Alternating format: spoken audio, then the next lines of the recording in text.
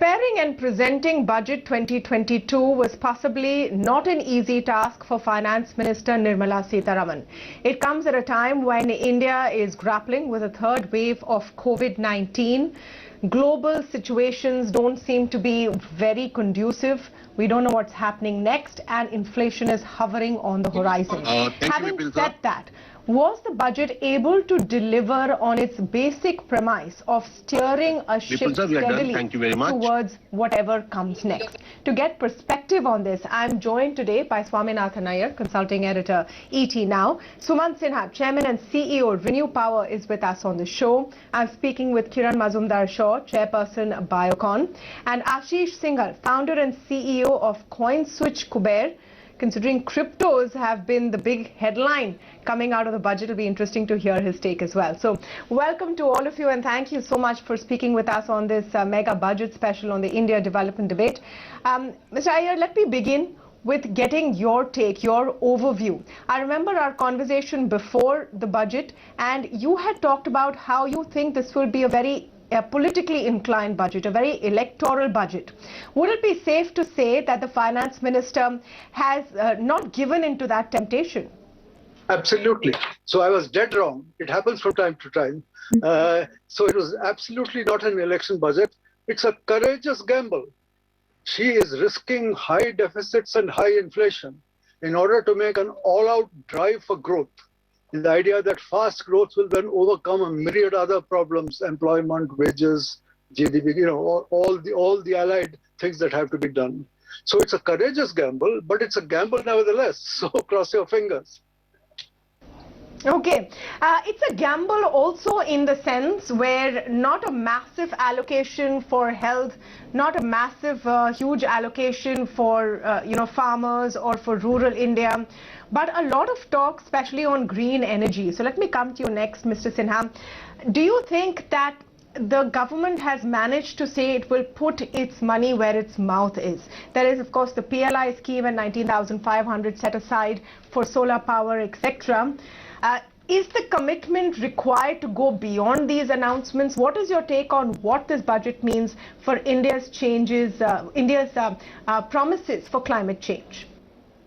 Well, first of all, Tamanna, the promises are quite sizable, and I'm glad that they are, because we need to do a lot to make sure that we deal with the climate change imperative. So that's one. The second thing is, I think you have to look at the government's program in totality, and the budget is but a small, sort of window into that program, and therefore you can't really look at the budget and say, infer from here what the program is, because we know that there's a lot that is actually going on now. Within the budget, there was a lot of mention about going green, about the climate change imperative, and so on. And I think that was very positive. Apart from the solar PLI scheme, which of course is terrific, that the government is allocating that 19,500 crores extra, which by the way means that the program is being increased by almost 4 to 5 times beyond what was originally committed. So it's a very sizable bet on trying to set up manufacturing capacities in India and establish India as an alternative manufacturing destination for not just solar panels in specific, but more broadly the clean economy in general and more globally. So I think it's really part of that bet. Now, in addition to that, there was a lot of, effort given to try to encourage batteries as well. We know, the government talked about, the finance minister talked about sovereign green bonds and so on. And we know that separately, within a few days, there's a national green hydrogen policy document that is coming out. So there are a lot of things in the works, and I think you have to look at the totality of what the government is doing on the green front, and not just look at this specific budget, which, by the way, had several items within it for, in fact, encouraging and taking that whole effort forward. So I think in that sense, it was quite it was quite well done. Okay, let me come to the piece about healthcare, and the assessment was that perhaps there would be another addition to how much India is willing to spend on healthcare, looking at the pandemic and its continuing impact. Ms. Shaw, what would be your take on this aspect? No major allocations to healthcare, and is that also coming from the confidence of a large part of the adult population getting at least one dose of the vaccine? Yeah, I think we should look at the fact that, almost 75% of the adult population is double vaccinated. And I think with this, we need to open up the economy, because although there's been a lot of discussion on various channels about, the MSME, informal and services sectors being impacted, I think opening up the economy will actually revive that part of the growth as well. Now, coming to the investment in healthcare, I believe that, of course, you don't need to invest that much in vaccination anymore, because I think, we've done enough at this point in time. They still have budgeted 35,000 crores for FY22, up to FY22. And then beyond that, I think, you need to open it up for the private markets as well. I'm also quite, taken with the government's approach to digital healthcare and mental health, in fact, using digital telehealth consulting and things. And if you look at the way they've actually increased the budgetary outlay from roughly about 93,000 crores to 225,000 crores for Ayushman Bharat, I think all these, digital initiatives are initiatives in the right direction. And it's very clear to me that the government has averted the temptation of getting into populist measures and welfare dolouts in favor of investing in a digital economy, a digitally enabled economy, whether it's digital health, digital education, and digital governance. I think these are all good steps, because it sets us up in a very promising way towards that aim of being a very large $5 trillion economy. The flip side of that is the criticism coming in today that this budget does not really address the need of those who have been hurting because of the pandemic. And let me take this back to Swami. The opposition coming in and saying, what did you give the middle class? What did you give, small businesses? Did you do enough for health? Did you do enough for education? Do you think that that criticism will hurt? Or will we see more schemes rolled out outside the budget to address some of these concerns? No, I don't think there's any problem at all with the budget not constantly giving giveaways and freebies all the time. That is not what a finance minister is supposed to do. In fact, there is a very strong case for virtue in stability in not constantly giving things away. There used to be a theory that it is essential for a finance minister to give away lots of freebies before a budget, because even if it makes no difference to the election, if you lose, you won't be blamed. Other people will be blamed. I'm glad that Nirmala Sitharaman has been instructed by Mr. Modi very clearly, look, freebies don't win elections, populism doesn't win elections, don't go for an election budget, don't say I have to do something for this class, I have to do something for this class. Go and present a sensible budget which will be growth oriented and depend on growth to take care of a very large number of issues. As Kiran said just now, I mean, if you just open up the economy and have 8% growth, that will do infinitely more than saying another 2,000 crore subvention for this group, another 5,000 crore subsidy for that group. It is not these small little subventions and subsidies that will produce a buoyant economy and prosperity. You need the entire engine to be firing. And that is what she's aiming to do. But as Kiran said, this needs to be supplemented by state government saying, we will focus on reviving the economy rather than on the lockdowns. The lockdowns on balance have not been a good way to alleviate distress. They tend to create more distress than they actually solve. So I do hope the state governments will go along that line. So I think this is a good budget to the extent that it has not provided something for every little vote bank. Yeah, what it has provided though is clarity, I would say, on a hotly contested topic. And let me bring in Ashish here. Ashish, the word coming out from everyone in the crypto space today is, well, so what if we're getting taxed at 30% and crypto assets are being treated almost like lotteries are?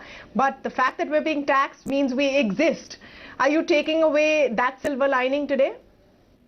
No, absolutely. And I see this as a very, very positive development overall, right? What it does for the industry, that it removes ambiguity. It signals that the government recognizes this industry.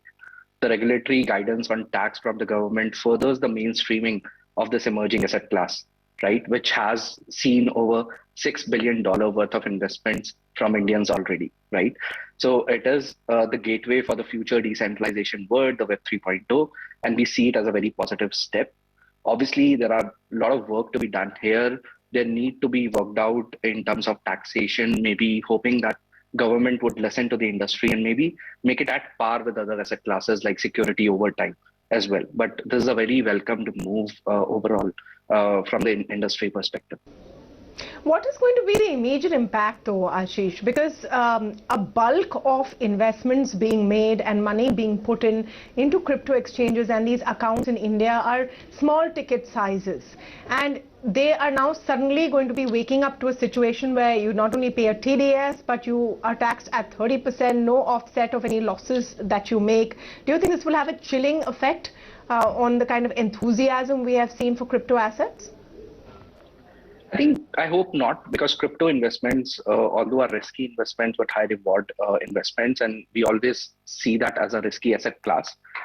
People are investing for long term, right? And having tax at 30% on gains of crypto is not a bad start, right? Obviously, we would want the industry to be taxed at par, maybe as securities, having a long term and a short term distribution, and having a follow through of tax and losses over the years as well. And hopefully this is just a start, and hopefully, you know, government recognizes that, works with the industry and try to make it more, more easy for the crypto users and more adoptable as an industry itself, right? So I think this is a good move to start with, but obviously there are a lot of work to be done as we progress in the progression of crypto. Okay, let me switch focus now to what I would say was the one big takeaway from the budget. When Swami says that this is a budget which is willing to spend money, bet on growth, some of it perhaps comes from the fact that they've increased the allocation for capex by 35% over 7.5 lakh crores. First question on this to Kiran Mazumdar-Shaw. The hope is that this also spurs on private investment, animal spirits that has been lagging so far. Do you think that that will happen? Obviously the signaling is good. It's very strong. I think all infrastructure projects, obviously the biggest deterrent is the gestational nature of implementing projects or even getting them started for that matter. So my view is yes, it is directionally very, very promising. But whether it's imminent or whether it is mid to long term is really my view. I don't think it can happen overnight, but it will happen in time. So we have to give it a bit of time. So that is why I go back to my earlier statement that we need to open up the economy. And, it is certain, the informal sector is certainly stressed. And this obviously investment in infra projects is likely to spur job creation, and it is going to be only good for the construction industry all around. So that would also lead to further, it can have another multiplier effect. But how soon can that happen is really my concern. I don't think it can happen immediately, but if the signals are strong, you can start seeing a revival of the animal spirits, as you put it.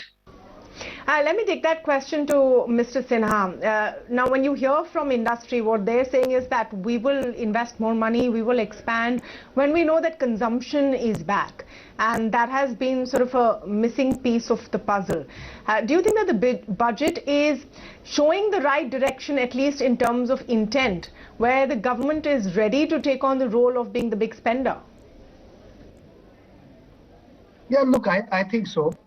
Obviously, the government is one of the spenders, and it's a very big part. But at the same time, you also need consumer spending to pick up as well.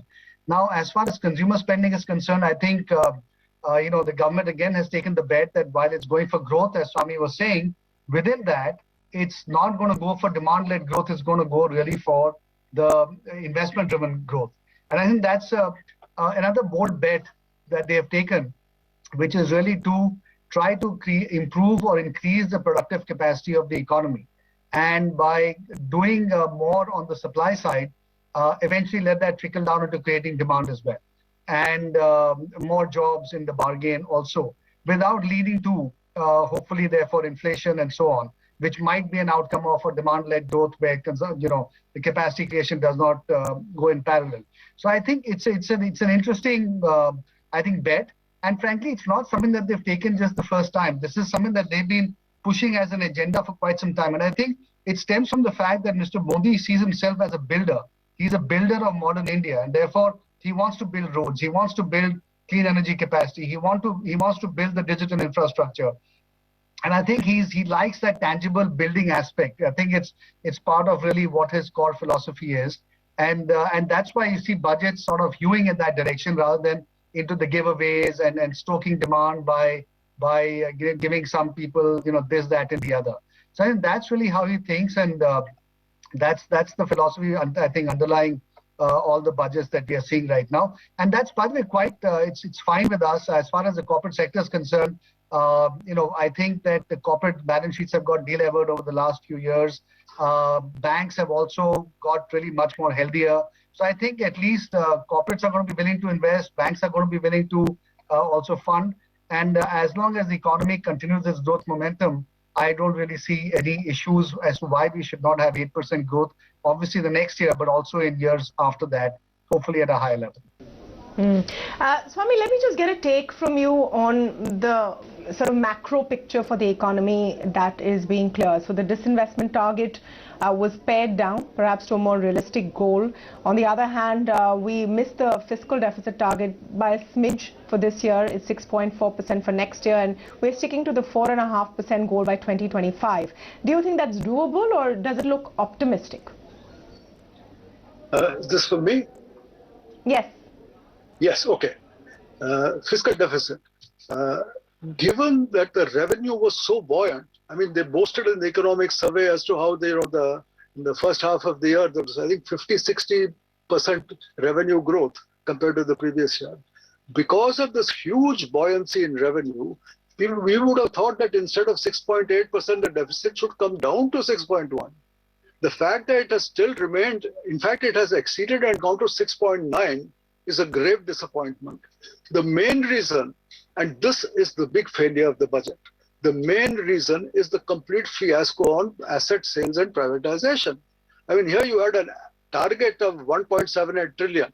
You're ending up, they say maybe 78,000 crores this year. Even for next year, they are pulling their sights even lower to 68,000. Actually, these figures are very puzzling because I thought the LIC IPO alone was going to get 100,000 crores. So, I mean, does this mean they are going to pull the IPO? They're going to put it on ice? Because the figure doesn't seem to appear either in this year's privatization or next. But broadly speaking, again and again, the fisc is running into a problem because even if you do well on revenue, you are failing very seriously on asset sales. We had, for instance, this proposal to have private passenger trains, 109 trains, 151 routes. You put it to an auction and you got no bids. I mean, why is it that nobody is looking into why are these processes constantly failing? Why do they take so long? Whose head is going to roll if you have not set a particular target and said, look, if you don't do this, you have to tell me what is the right process. And if you can't do even that, you have to be kicked out and somebody else has to come in.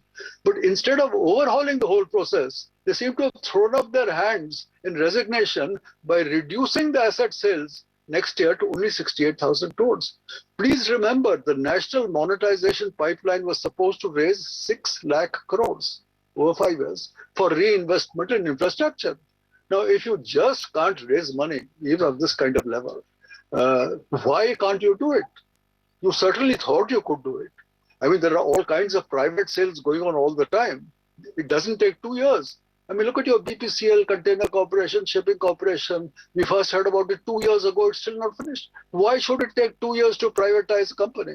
Why should your IPO on LIC take more than 1 year?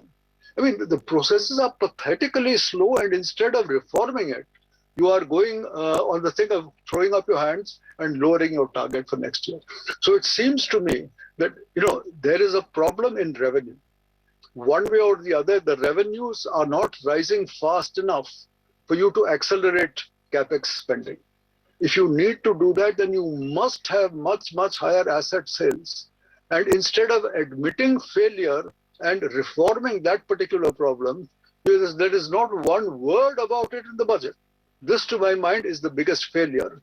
And if you are unable to revive asset sales, I'm afraid the future of capex spending, the future of this entire attempt to have investment-led growth, that will fail. Right. So the big part of the puzzle, the big piece of the puzzle still remains to be revealed. Perhaps it's a case of setting lower targets and then exceeding, because the finance minister did talk about the LIC IPO coming soon. We might see some details as early as March. But all in all, I won't do the thing where I ask you all to rank the budget, but instead, let me ask you to summarize it in one line as a big takeaway. Kiran, would you like to go first? Yeah, I think this is a very decent budget. It's a very well thought out budget, and I think it is, a bold budget in the sense it's just focused on growth. Okay, I like those adjectives: decent, well thought of, and bold. Sumant, what would be your take? You're mute. Yeah, I think it's investment led and focusing on growth and eschewing political compulsions. So I think all in all, quite good from that standpoint. Swami, you would agree with that? What is your headline for this budget? I will say a courageous gamble on capex and growth, but cowardice when it comes to privatization. Okay, and Ashish, have you written your mental headline yet for the budget? From the crypto side, I think it's a first step towards adoption to Web 3.0, which is a very, very welcomed step from this budget. All right, I don't know if that's a leap of faith, or whether that was an adoption of Web 3.0 or a red flag for investors, but that truly was the big takeaway. And also, we're all waiting to see what the digital rupee is all about. So the stories will continue to flow, but for today and for now, I want to thank all of you for joining us on the India Development Debate and helping us break down this budget.